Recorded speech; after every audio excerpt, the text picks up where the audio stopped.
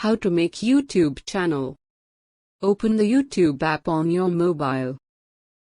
YouTube is a global online video sharing and social media platform, and is the second most visited website, after Google search.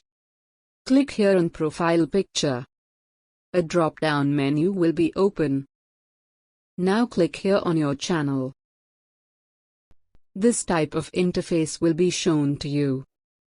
Here under the name by default, that name will be shown by which Gmail account you are signed in on YouTube. By default, YouTube will assign you a handle name. You can change it. It could be different from channel name. Now click on this camera sign to select a profile picture.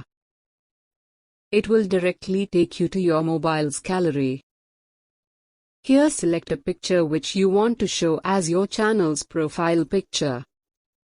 Adjust the picture and click on Save as Profile Picture below. Profile picture is updated successfully.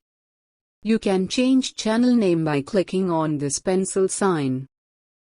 Write here the channel name according to which type of YouTube content you want to upload on your YouTube channel.